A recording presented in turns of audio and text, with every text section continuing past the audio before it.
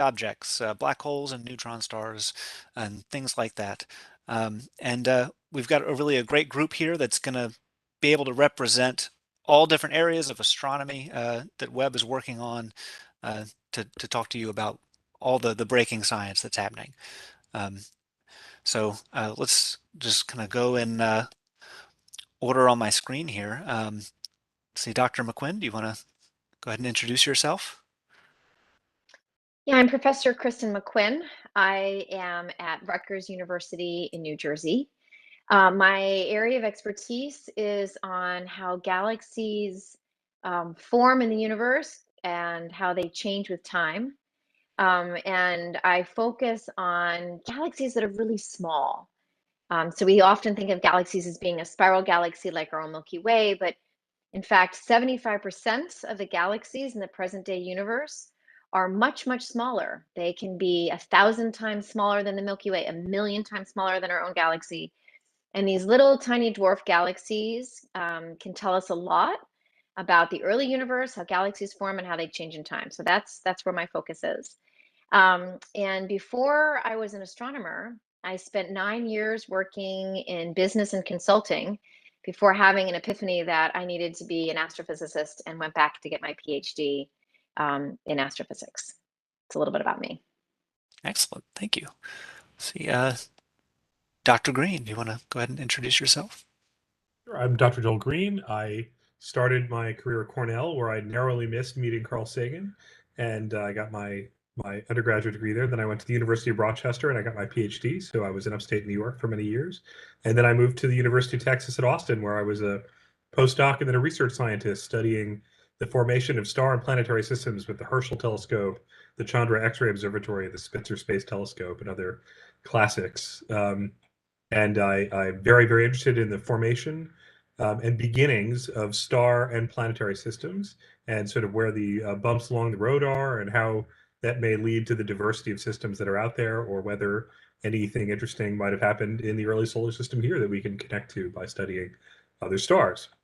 I'm an instrument scientist on the Hubble Space Telescope now at the Space Telescope Science Institute.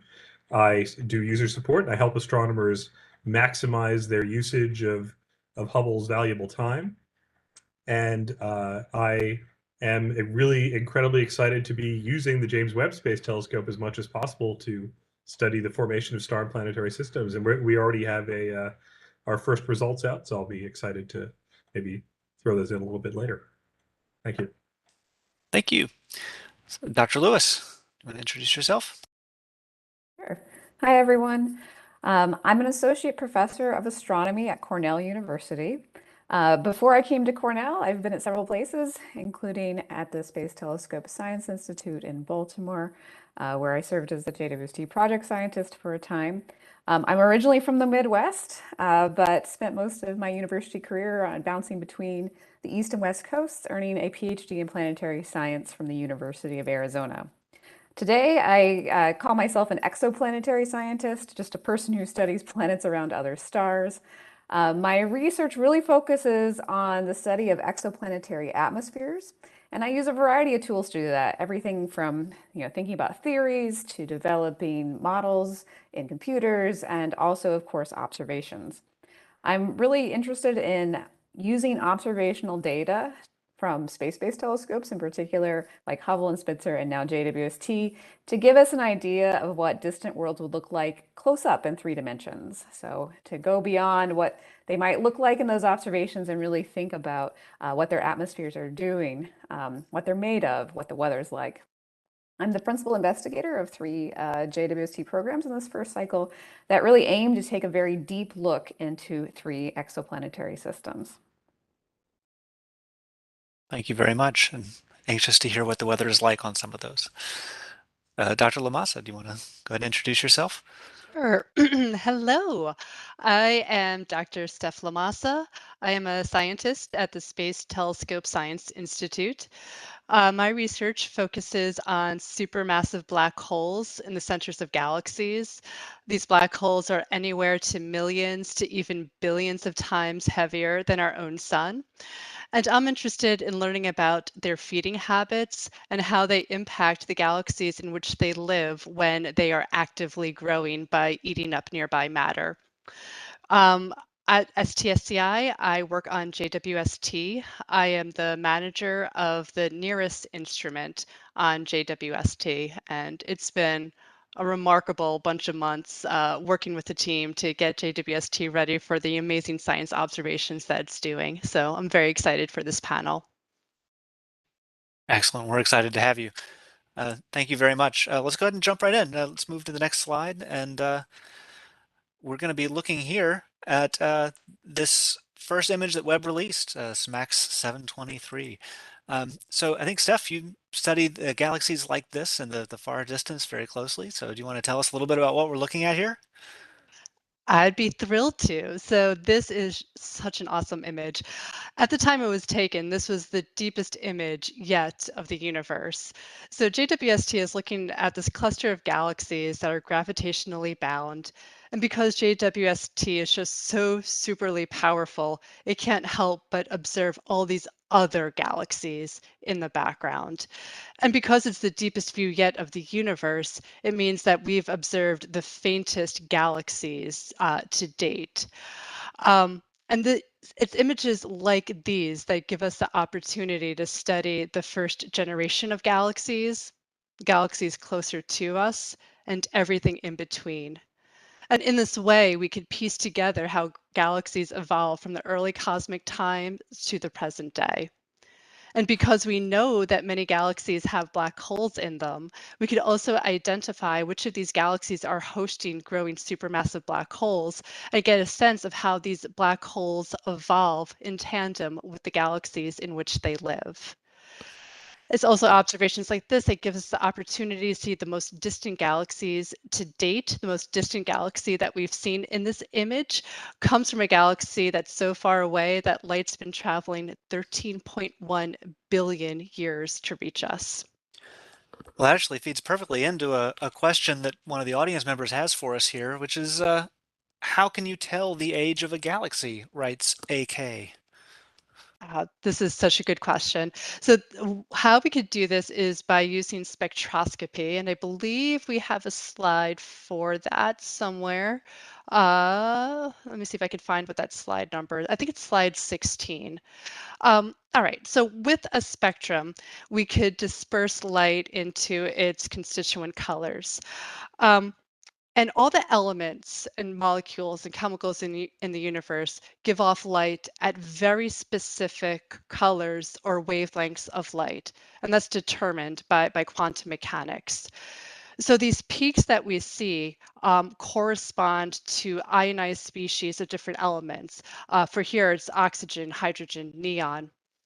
And because they always appear at the same places, they kind of form fingerprints of these elements. So that's what we see on the ground, okay? When we observe a distant galaxy, the light is traveling through a universe that is expanding. And so the Doppler shift comes into play. So an example of this is if you're standing on the street and you hear an ambulance going by, you will hear that the siren of that ambulance is going to sound lower and lower and lower the more that the ambulance moves away from you. And that's because the sound wave from that siren is getting stretched to longer and longer wavelengths. And we interpret that by hearing a lower pitch. As the universe moves away from us, the galaxies go along for the ride. And so the light that is emitted from the stars in those galaxies, light that is originally at optical wavelengths or ultraviolet wavelengths, travels through the expanding universe and gets redshifted or stretched to redder wavelengths. So we compare the wavelengths where we observe these elements to be to where they are on the ground. And that difference tells us by how much the universe has stretched to cause this shifting in what we observe. And that's how we then measure the distance to these galaxies. Well, thank you. Yeah, so, and relatedly, someone else wants to know, um, how many galaxies are there that are imaged in this cluster? And if we looked longer, would we be able to see even more? Yeah, that is an excellent question.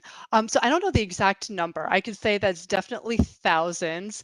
If someone has actually written a paper where they've done the analysis to count up the number of galaxies, I really want to see that. And for sure, if we looked even deeper, we would see even more fainter objects. Well, I just think want to comment on that too. Please. One of the things that Steph, I just have to say that was a beautiful description of redshift on a spectrum. That was just really great. And as you talk about being able to say how far away those objects are based on how the spectrum gets redshifted, then that also is tied to time and how far back in time we're looking. And so we don't just find out how far away something is, but we can age date the galaxy by measuring this redshift. And the number of galaxies, I don't know how many galaxies are in this image either, but one of the really interesting things that comes out of an image like this is to actually count the galaxies as a function of time. And we have some pretty well-developed theories and models of the universe that tell us how many galaxies should be formed at each epoch of time and a given mass range. So it takes time for galaxies to get big. So in the early universe, we expect there to be more small galaxies and for that, to grow with time. And so it's not just about counting up the number of galaxies in this image. That could be interesting. And I don't know if anybody's done that yet, but to actually bin them in terms of mass or brightness and the epoch of cosmic time that we find them in. So those are really interesting constraints that help us tell whether or not we have our theories and our models of the early universe and galaxy formation right, or if maybe we need to go back and tweak our understanding about something. And speaking of those kind of models of the galaxy, the universe's history through time, someone here, I think, has been reading a few things in the news in different places and wants to know, are early universe galaxies, luminosity and size and shape, proving the Big Bang Theory wrong? Does anyone want to chime in on that one?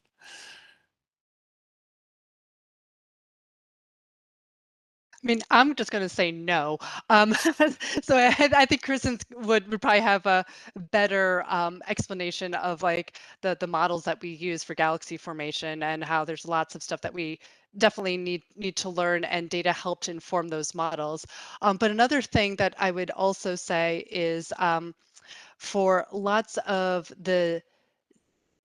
these early papers that have done some of this work, the distances that they've estimated to these galaxies have come from an alternate way of measuring distances that don't involve spectroscopy. And so there's some uncertainty in those distances. Basically, what they're finding are very red things that Hubble didn't find. And so these things could be very red because they could be from galaxies far, far away, or they could be closer by galaxies that just have lots of dust in them. And it's really by getting spectroscopy that we'll know for sure what the distance is to those galaxies. So that's one thing that I think we also need to keep in mind, that we have to have better distance measurements when we do this type of modeling. But even if these are really far away and they seem better formed this early in the universe, that just means we need to update our information about and our models about how galaxies evolve. Saying the Big Bang didn't happen would require some really, really extraordinary evidence and observations, and these data are not those evidence. Yeah, I 100% agree on that. I think the Big Bang Theory has been supported by so many different lines of evidence that I don't think an image like this and the initial measurements coming out of it are nearly enough to debunk a theory like that. And I think Steph nailed it on the head. It's really more about informing our understanding of galaxy formation theories. But in addition to like the distance uncertainties, I also just this is such an incredibly powerful and complex telescope that it's going to take the scientific community, even though we've been gearing up for this for a long time, it's going to take us a while to really understand and fully the full characteristics of this telescope. In fact, you know, right out of the gate, the telescope is being used for taking science images, and it's ready for that, right? It's been commissioned, it's been carefully tested, but it isn't fully calibrated yet. And which means that, like, the way this telescope, the plan is in place is this first year of data that started around July is called the calibration cycle.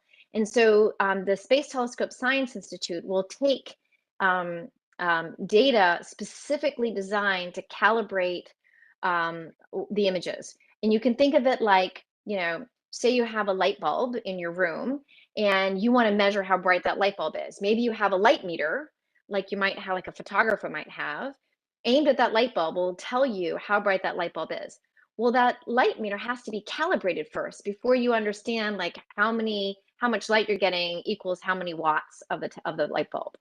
And so we're still working on that. And there are the initial calibrations. I can go into details if people are interested on how that actually happens, how we actually do that. But so you can let Chris know through the questions if that's of interest. But I will say that there's only been one calibration image taken so far. And it's enough to get us within 20% of what we think the actual numbers should be. But 20% is still a lot. That's not a precision calibration. And so some of the masses of the galaxies, some of the sizes, some of the distances can really be off, not just by 20%, but by a lot more than that. It gets, you know, compounded as you do some of the science. And so these early papers, you know, the authors often even say this is a candidate galaxy at a redshift of 14. It's, you know, we need more data. We need to understand the telescope better before we can definitively say its characteristics. So not only do I think you would need exceptional evidence to disprove the Big Bang Theory, but I just think too, that's early days and it's expected. There's nothing wrong with it. It's just early days that we're still learning and calibrating the data. Absolutely. Yeah, we still got to get to know the instrument. So let's go ahead and move along. We have a lot to cover in the first few months. There's a lot to say, I know. This image was released a few weeks ago of Jupiter. See, I think probably Nicole, you probably have the closest scientific expertise here to working on planets, even if the ones you work on are not around the sun. When you look at this image of Jupiter, what stands out most to you? I mean, it's just amazing amount of detail. In the same way, when we looked at the, you know, the view, this deep field of the galaxy, the amount of detail that you can see, even though that we aren't now looking at the far reaches of the universe, we're looking at stuff in our own backyard. It's incredible. You can see all these swirling storms. And again, I love studying weather on other planets. And in particular, I see the great red spot right there. And it's you're seeing it in a way that you've never seen it before. And that's what JWST has done. It's given us a look at Jupiter in particular in a way that we've never seen it before. And you can still see that large scale banded structure. We're all sort of familiar with some of the great images of Jupiter that Hubble has taken in the past and other telescopes here on the ground. And so we want to see those stripes. But when you look at Jupiter in these infrared wavelengths, you see something slightly different. And in particular, at these infrared wavelengths, you see these bright areas. And again, that's the great red spot down in there in the bottom right corner. It's not red because we aren't looking at optical wavelengths. We're looking at infrared wavelengths. But those areas are where there are lots of clouds and hazes. So there's something going on, something atmospheric chemistry, also atmospheric motions that are causing the formation of these clouds and hazes. And then you have these darker regions, which is where we can actually peer very deeply into Jupiter's turbulent atmosphere. And I also want to highlight near the poles, you see that glowing, which is also pretty awesome. Turns out those are aurora that happen to glow very, very brightly at these infrared wavelengths. It's really interesting. So did I hear you correctly then that the lighter bands are higher up and the darker bands are lower down in Jupiter? Is that correct? That's right. I mean, so the lighter bands are where we have some sort of cloud or haze or a mixture of the two forming. And what happens is that light comes in from the sun at these infrared wavelengths, bounces off of those clouds, comes back to us, and we observe them. And so if the cloud's bouncing back the light, you can't get it to penetrate deeper into the atmosphere like you can in those darker regions. Excellent.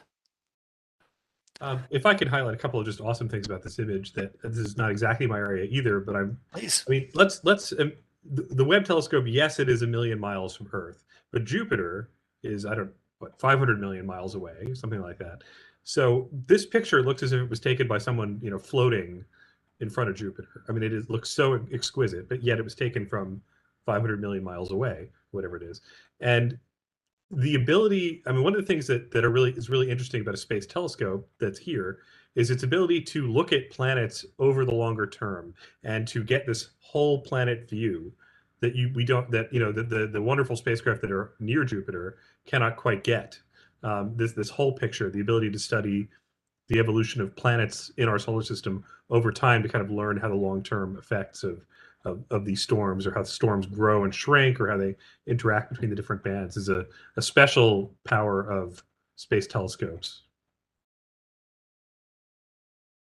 So here's a question about the Juno mission. I don't know if anyone has much familiarity with that on the panel, but did it also have any sensitivity to infrared light when it went to Jupiter? So my understanding is a lot of the imagery that we see, which is beautiful from Juno, is from JunoCam, which is primarily looking at the planet at what we call visible or optical wavelengths. So it's not looking at the same wavelengths of light as JWST is looking at Jupiter. So it gives us a very complementary view.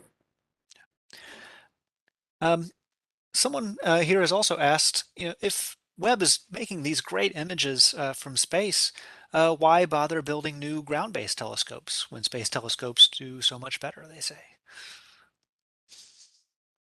Well, I can start from my point of view, and other people can jump in, because I think the thing to remember is that observatories of different scale and that probe the universe at different wavelengths give us different information about the things we're interested in. And so in particular for me, in studying planets, I want to understand that planet and how it interacts with light all the way from the ultraviolet to the infrared. And so JWST is giving us this view in the infrared, but I still need that information at other wavelengths that it can't provide to get this complementary understanding of the processes that are happening, especially in planetary atmospheres. Also, I mean, there is an enormous cost to putting a telescope in space. If the same telescope on the ground is vastly cheaper, it also has limits. But the complement to that is you can build much larger telescopes on the ground and arrays of telescopes, and you can repair them and upgrade them with people just simply walking into a building, which is a whole different scale than, say, a Hubble servicing mission or a robotic mission to deep space to fix a telescope. So there are many advantages to being on the ground, and there are many advantages to being above the atmosphere, and we need both types of facilities to do the optimal science. Yeah, thank you. Yeah, there's lots of different tools that need to be brought to bear on any given topic, and some things can only be done from space, and other things are really best done from the ground. And they're complementary, right, rather than taking the place of one another. Let's see. Let's see, we have a quick question about the temperature on Jupiter. Does anyone have a ballpark for what the temperatures are like in the atmosphere of Jupiter that we're looking at here? I'll say most of the atmosphere, at least the part that we're looking at, is sort of below freezing. Keep in mind that as you go deeper into giant planet atmospheres, they get warmer and warmer.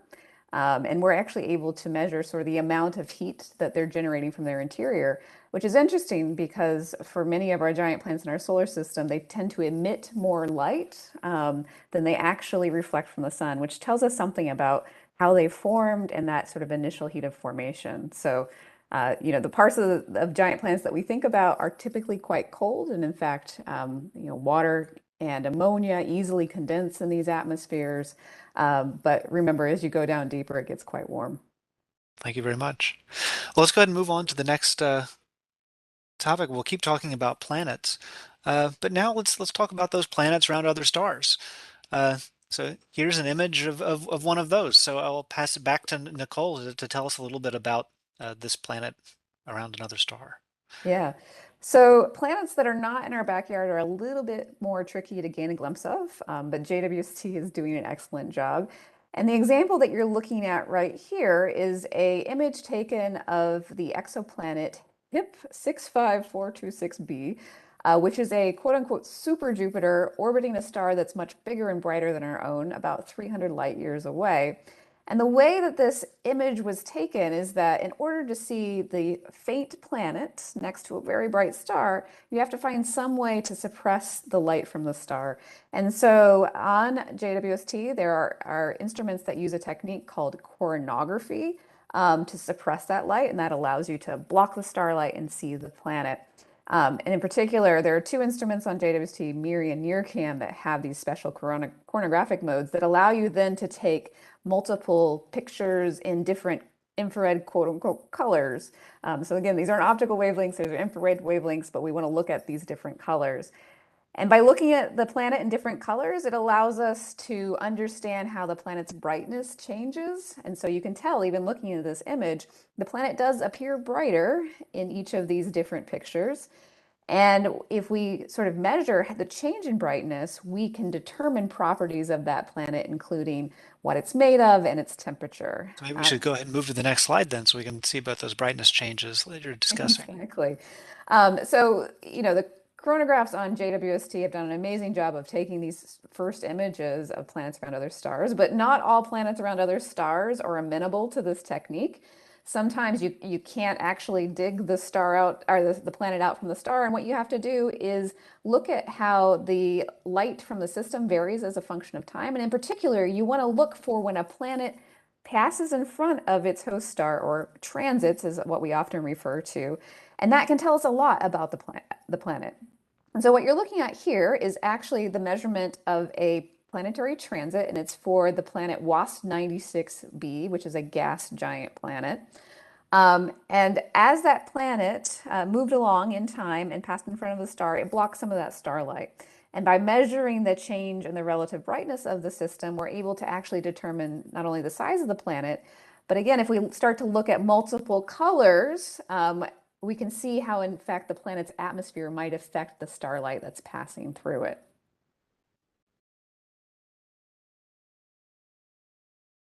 Let's move to the next slide then, and Yeah.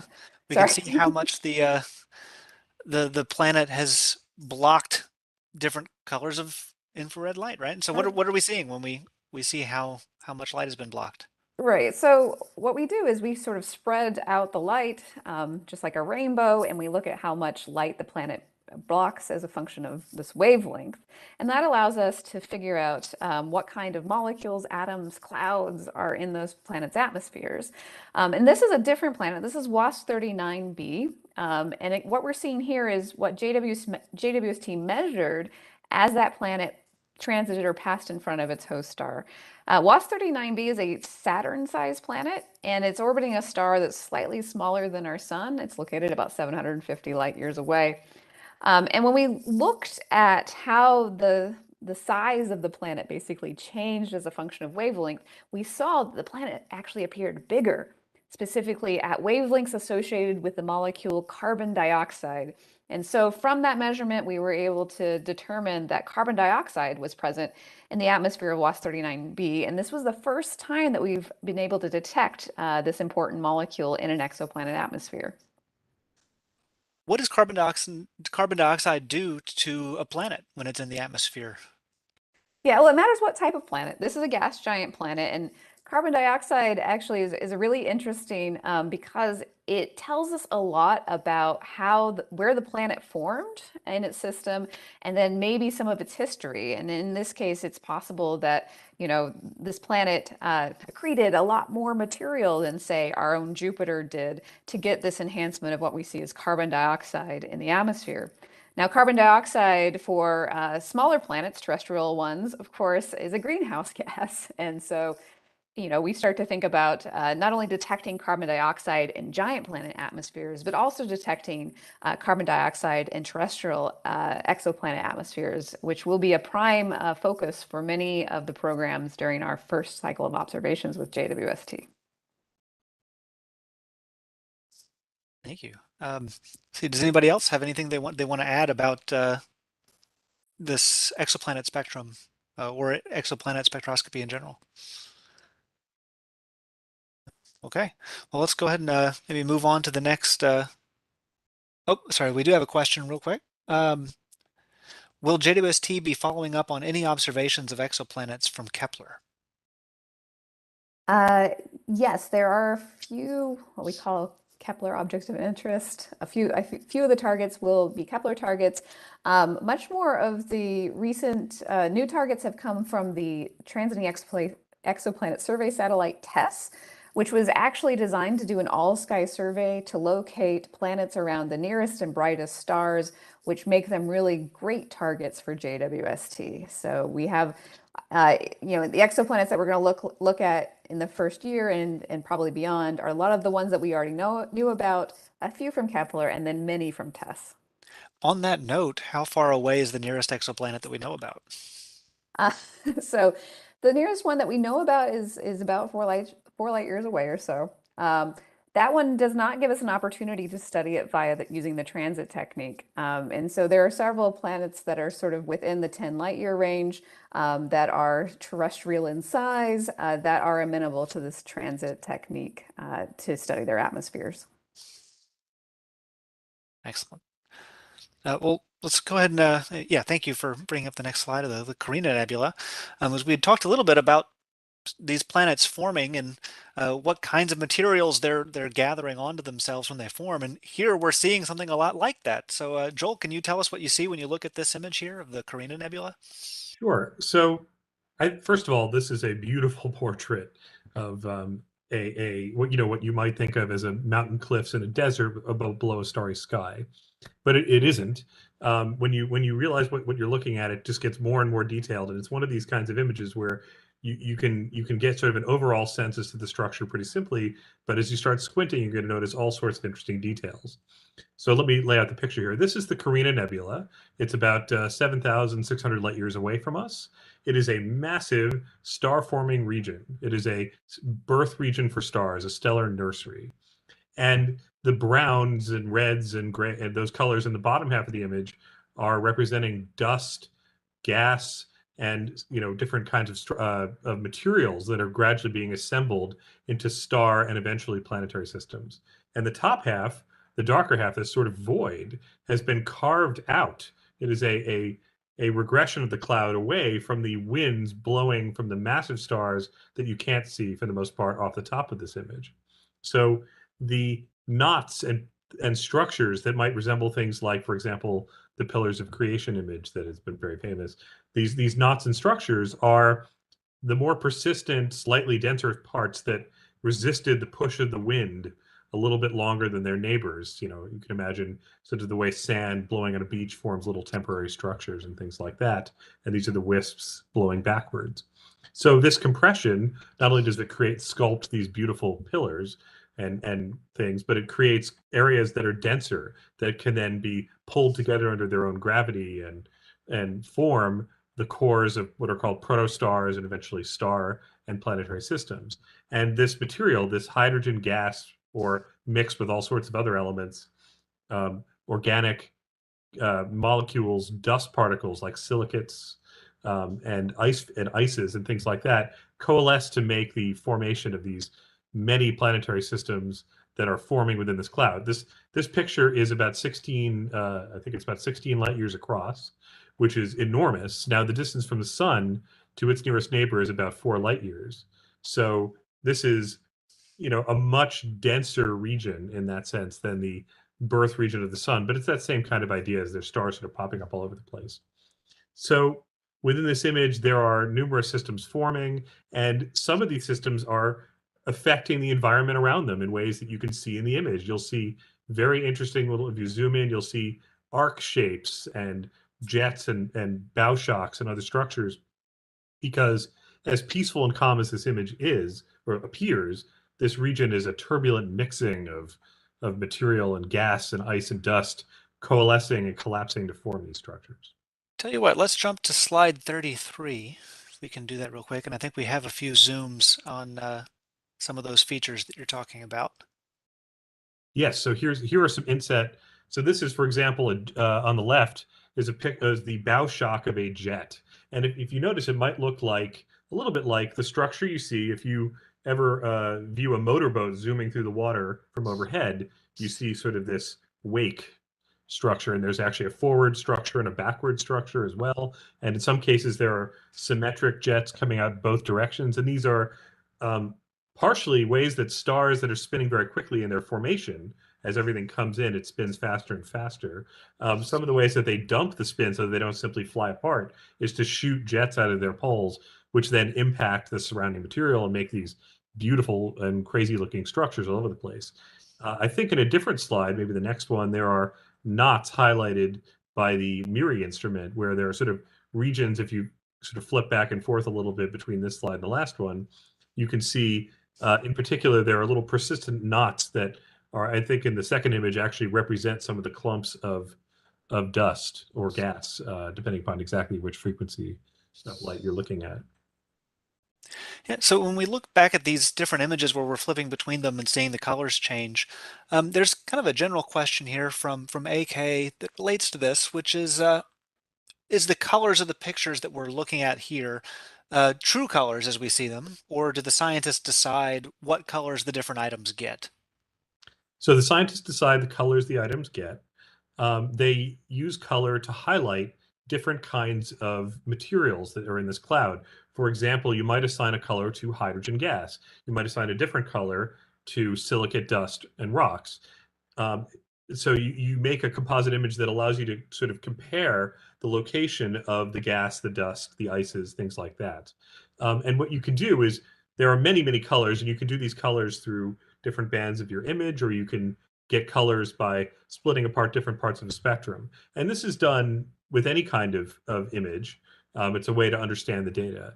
Now, there's a slightly different question, which is what you would see if you were actually if you were much closer and could visibly see the material swirling around.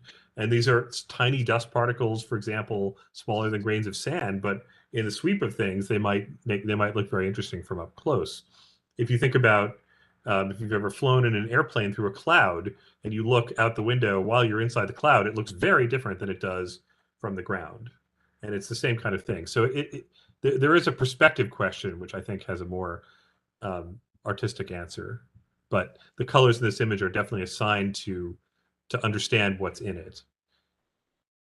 Well, thank you. And I think it's also maybe important to note for folks that, while Hubble, it's maybe possible to emulate what the human eye would see and make an image that's, sort of comparable to at least the color palette that the human eye might use.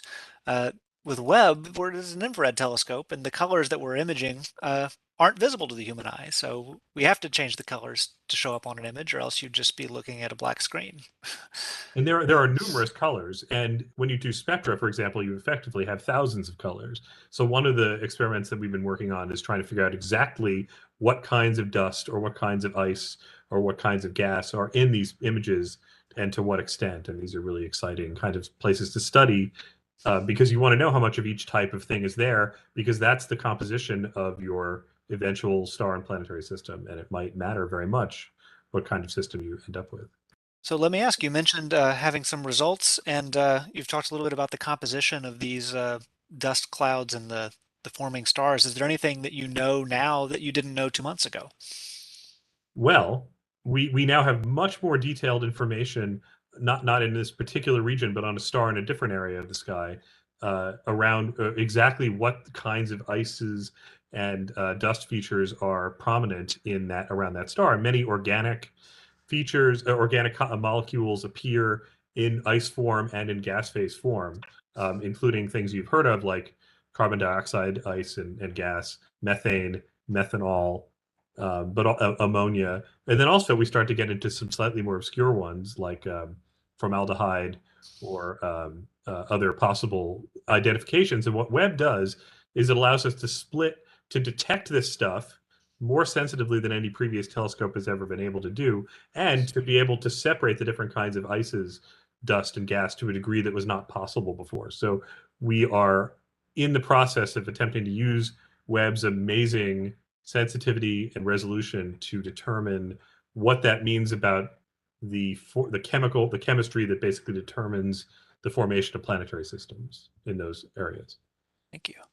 See, someone at the Santa Barbara Museum of Natural History would like to know how long the cloud will last in the Karina Nebula. The formation of a single star is typically can go for millions of years, but the gas can last for millions of years. So in an individual system, it might sweep out kind of a section within, say, millions of years. The whole lifetime of a cloud is an open question in astronomy.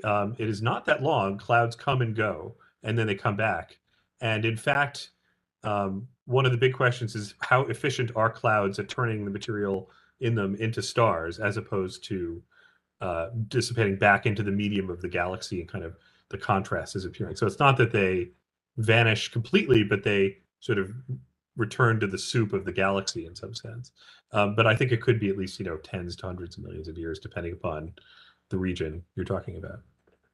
And the other thing is that the massive stars here, right, they formed more quickly, and so they were able to create this bubble. And in some sense, that may have reduced the number of stars that formed around them because all the gas was blown away. So is this feedback between these bright stars and the star formation something that we look at in other galaxies as well? Dr. Mcquinn, I don't know if you want to. Yeah, absolutely. The interplay between the stars in the galaxy and the clouds of gas around them is a really active area of research. And we typically break it down into a couple stages. The first is what we would call early feedback, where you have a massive star, maybe some of the ones you see in the image here, the brightest at the top of the screen. These massive stars actually have stellar winds. So some of the material around them is being pushed out, and the radiation from the star, the momentum of the material leaving the surface of the star, all of these things kind of, as Joel was describing, carve out these bubbles in the gas from which the star is formed. And so we call this early feedback. And creates these open areas around the stars. If you have enough stars forming in the same area around the same time, then those bubbles get bigger, and you can actually create holes in the gas. And there are some really fantastic images of nearby galaxies. So we're not as close as we are to this in the Milky Way, the Karina Nebula, but we can see the whole galaxy. And you can see that there are just big gaping holes in the gas. Why don't we move to the next image? And I think we have some there. Perfect. Oh, okay. Yeah. So these are great examples of what these cavities that are carved out might look like. These are in fact beautiful. And the Tarantula Nebula is pretty close to us in terms of galactic distances. But you're seeing a little bit of what I was describing with early feedback.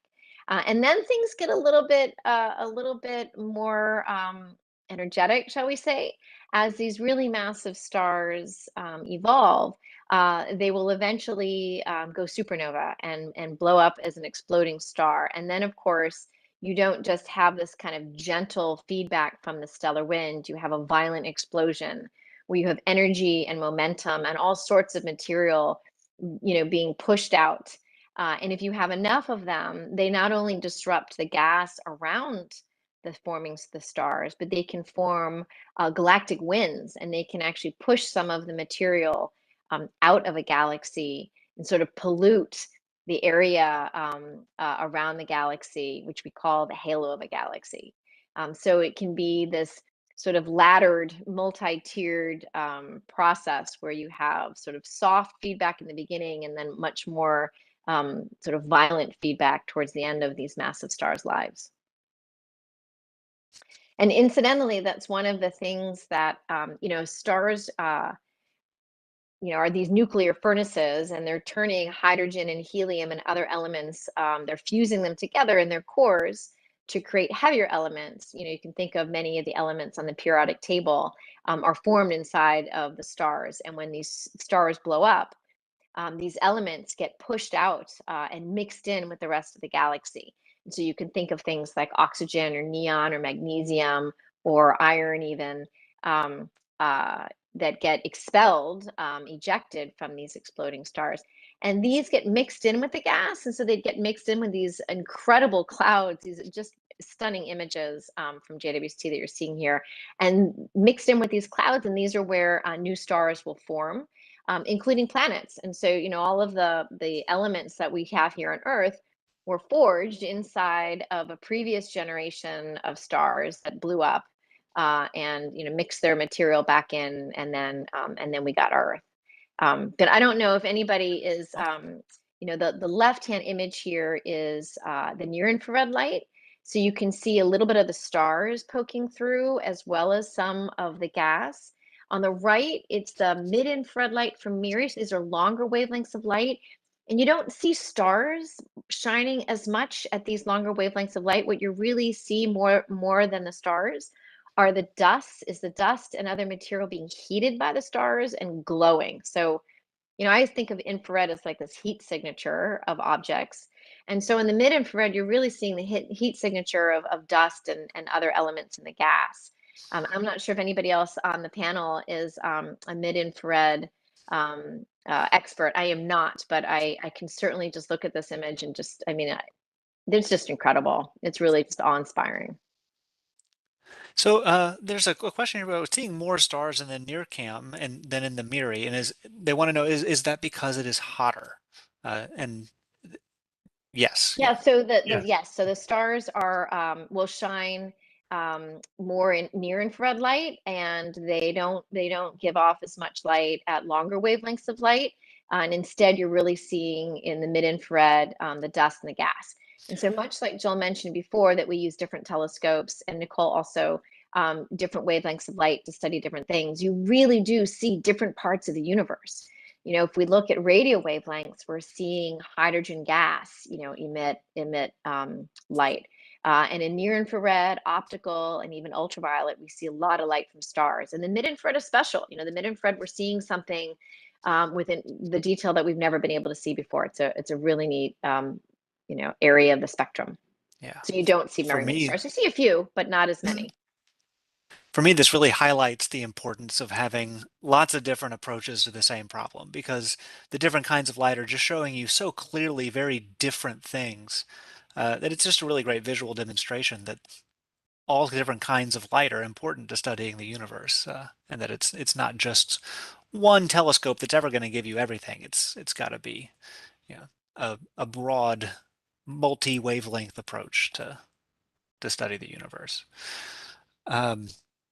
I just wanted to add here that everything you said is just to add to what you said, is that a lot of the stuff on the right image, a lot of that color I think comes from hydrocarbon dust specifically. So it'll be certain kinds of materials that are warming, and it's the other thing to appreciate about Tarantula Nebula is that it is in the Large Magellanic Cloud, which is, as you mentioned, not even directly in the Milky Way galaxy. Is one of the galaxies that orbits the Milky Way galaxy. So this is light from stars in another galaxy in some sense, and it's about 20 times farther away than the previous image of the Karina Nebula. Yeah, that's right. It's kind of pulled back out, so a nice wider field. So someone at the Spectrum Discovery area in Montana wants to know if the cluster of stars that we're looking at here in the near infrared is a globular cluster in the making, or if it's a different kind of cluster. So I think I can answer that. Oh, go ahead. Go ahead. No, I was going to say, I think I can answer this one, that it's not a globular cluster, that it's going to end up being more open, less tightly bound kind of objects than a globular cluster is going to end up being. The globular clusters that we've found are all very old things. They're kind of fossils left over from the very early universe. In fact, they're so old, it's kind of hard to tell how old they are, just because stars start evolving very, very slowly at those ages. The ones that are still left don't change very much very quickly. So it's kind of hard to tell the difference between very old things and very, very old things. But something that's being made as we're watching like this is kind of a different type of cluster. It's going to be much younger. So, there's a question here about the instruments. It's and which camera, MIRI or NIRCam, has more scientific value? So going to be a fight here between There, different there, All there's right. no answer to that question. Yeah, yeah. If I could jump in as someone who works as an instrument scientist for NEARIS, there's not an answer to this. They are all awesome for different reasons. They all have unique capabilities that complement each other, that really are all needed if we want like a very comprehensive infrared view of the universe. I mean, just comparing the NIRCam and the Miri image, just think of the Tarantula Nebula. First of all, they're both stunning images, but think about what you would miss if you only had one of them. So it's really the story of like the sum is greater than the whole is greater than the sum of the parts. I mean, all the instruments are great. Remember that these instruments were competed, right? I mean, these were selected as the best options for the telescope. So they all were, past a rigorous series of discussions about what was most needed to be on the telescope. So the idea that one of them is not so great doesn't make any sense. It's just they're there. And I would also add that each of the instruments, they have been built to address different science questions. And that's some of the power of JWST, is that it is built to address science from the early universe, when the first galactic structures were forming, to studying things that are really nearby, like the atmospheres of planets orbiting nearby stars. And the science questions you can ask from that huge spectrum of objects and distances is enormous. And so each of these instruments is designed to get at different science questions in different ways, and so they're all great. Let's go ahead and move to the next image, because we're kind of starting to get a little bit towards the end of the program. So this image of Stefan's quintet here of nearby galaxies, I'll throw back over to Kristen to tell us about. What do you see when you look at this? What strikes you?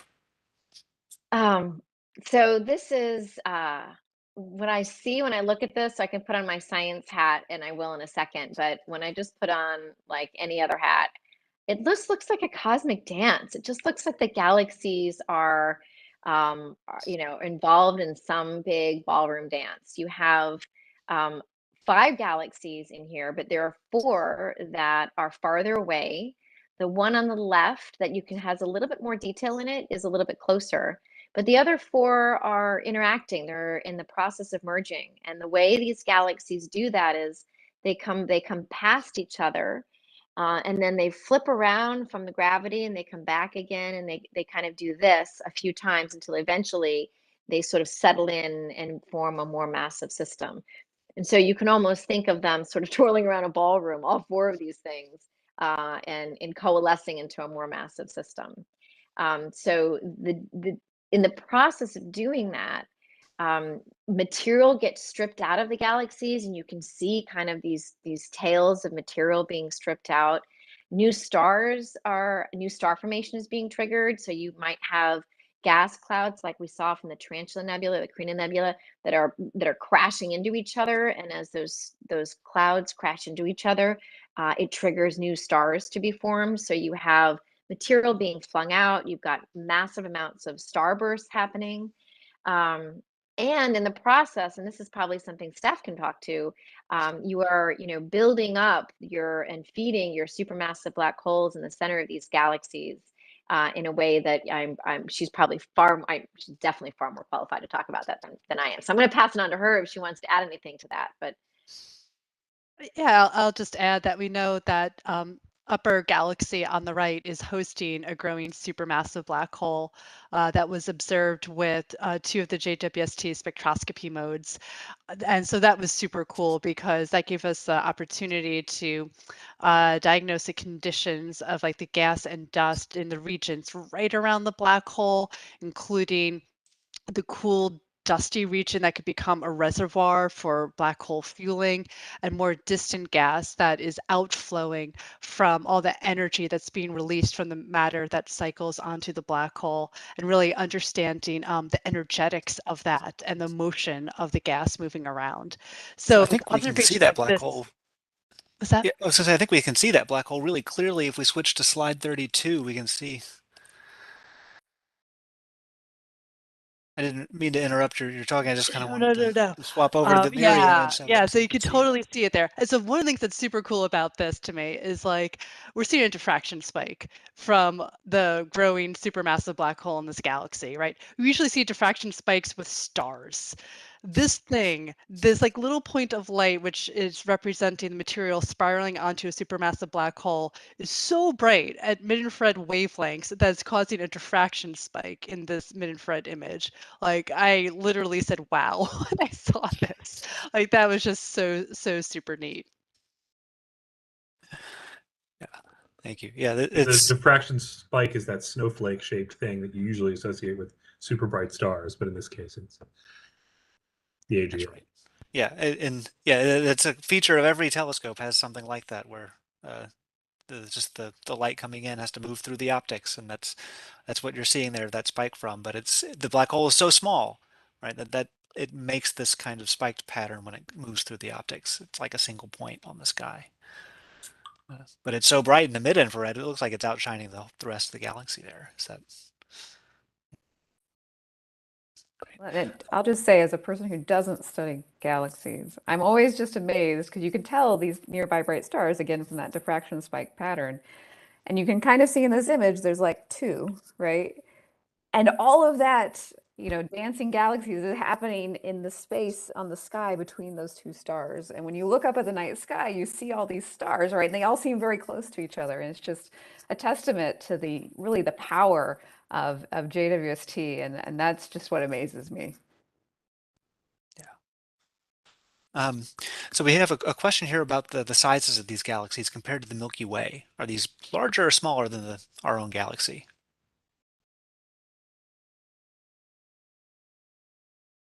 These are comparable to the Milky Way, more or less. They'll be forming when they eventually merge. They're obviously going to form a more massive system, but they're roughly comparable to what our Milky Way is. Right. Thank you. Let's jump back to slide 10, which is not a Webb image, right? This is an image of a dwarf galaxy from the ground, but I'll let Kristen explain why we're showing it here and how it relates to Webb, because it relates to her program. So go ahead. So I'm a leader of 3 different programs on JWST in this first cycle. One of them is one of these early science programs that is designed to test some of the data, figure out, how to drive the telescope kind of thing. And as part of our test drive, we are targeting this small galaxy called WLM. It's a neighbor of the Milky Way. And if you actually just flip back one slide to here. So to give you a sense of scale, that image that I show that we've been showing, that whole galaxy would fit in maybe one little star forming region in one of these galaxies. So it's maybe 100th or maybe even 500th of the size of any one of these galaxies in this image. So if you can go back now to WLM. So this thing is pretty small. It's star forming and it's all by itself. So it's about a few 100 million light years away, if I've got that right. I think in a different unit in astronomy, so sometimes it's hard for me to translate to light years. But if you, it's even though it's small on the sky, it's actually bigger than, because it's close, than what JWST can see in its field of view. So, JWST and Hubble both see about the size of a grain of sand held at arm's length. That's the patch on the sky that it can see. And so we can't actually see this whole galaxy from NIRCam. It can only see maybe about a third of it. So let's maybe move to the next and see what the MIRCam image is. We've only got a couple of minutes left, so I want to make sure we show the Webb data too. Yeah.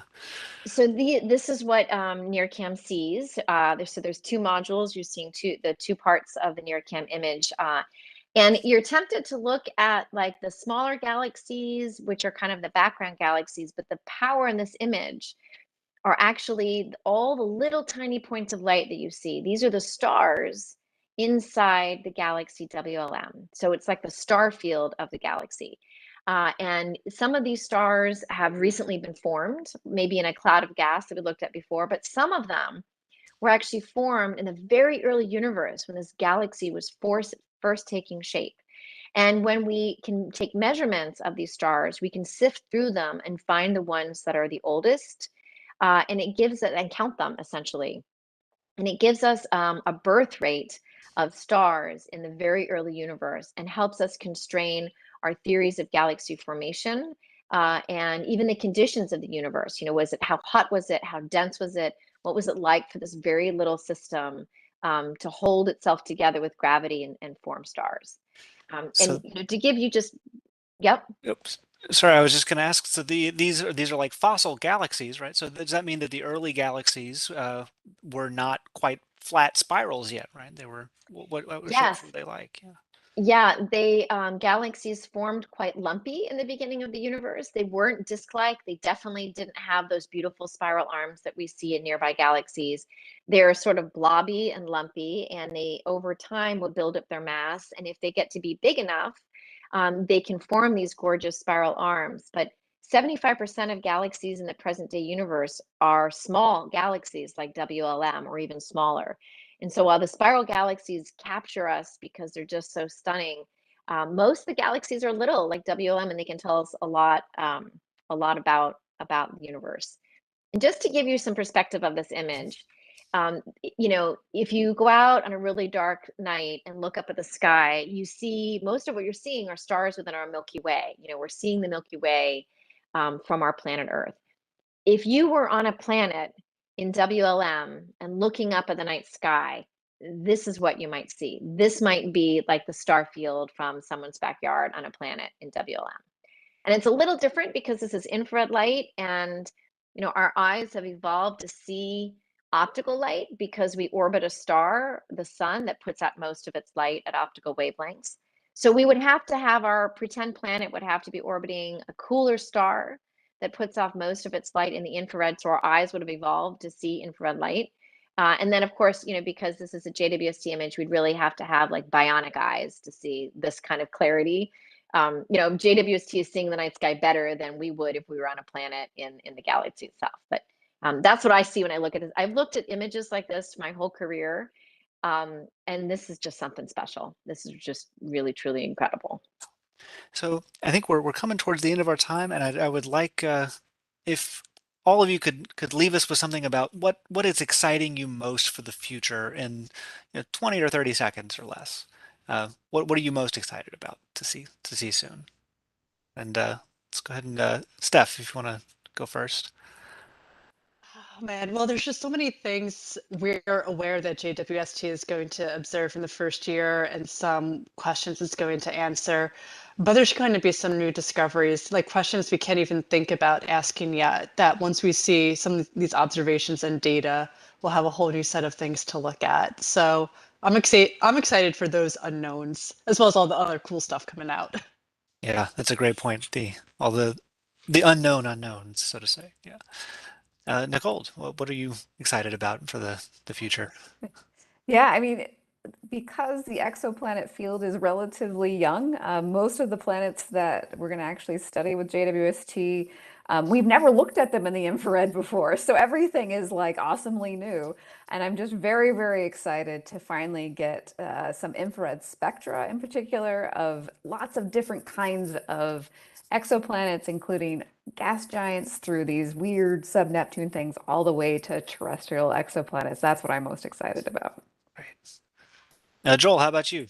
What are you excited about? I mean, this is a little specific, but I'm very excited about exactly what kinds of carbon chain molecules that we're going to observe with Webb, because I want to know, are these the kind of things that end up in, amino acids or things like that? Where is all this stuff coming? Yeah. What do we have to figure out like what the typical planetary system is like? How many Earths are out there? I'm really excited about all this, and some of this will come from Webb, and some of this will come from future missions. But I want to know what are we typical or not? Yeah. Because these complex organic molecules are necessary for things like planets and life to arise, right? So it's big questions. Yep. Kristen, what are you excited about for the future? I'm really excited about what we're going to learn about the early universe. You know, I work on nearby galaxies, but these are paradoxically one of the best types of systems to probe the early universe in the ways that I just mentioned by looking for these oldest stars. And so There's we've done this with Hubble for nearby galaxies, but with JWST we can reach farther in environments that we've never probed before. And that kind of coupled with all of the results that will be coming out of the true early universe, like the deep fields, where you're actually imaging the galaxies, you're catching them in the act of forming. Being able to bring the information from the near and the far universe together to really paint a picture on the early universe and how galaxies formed is one of the things I'm really excited about. Excellent. Well, thank you all very much for sharing your excitement with us here tonight. And thank you for your time on a Friday evening to come out and share your passion for astronomy with all of us. So I'm going to go ahead and we'll go ahead and sign out now for the night. Thank you all for joining us on this panel and sharing your own excitement with the universe, for our audience, for sharing your excitement. This Well, is a can I brand new just say era. one thing, Chris, before we hang Please, up? please. I just want to say that it's really, truly a privilege to work on the data from this telescope. It is a privilege to be able to shape the programs that JWST will execute. We write proposals and they get, accepted or not, but we get to help shape what the telescope does. And it just feels so fortunate to be in a stage of my career where I can be part of this in such a real way. But I don't really think of this as just being for the research community. I really think of this telescope as being for all of humanity, and that what we are going to learn about the universe and our place in the universe is just it's for everybody. And I'm excited about these panels. I'm excited that we've captured the imagination of so many people around the world to be paying attention to JWST. And I would say just keep watching the updates, because there's some really cool stuff coming our way. Thank you very much. Yeah, it's nice to be reminded of the really big questions of where did we come from and how did we get here and are we alone? So thank you all for helping us to shed some light on how we might learn more about those big questions. Thank you all, and good night.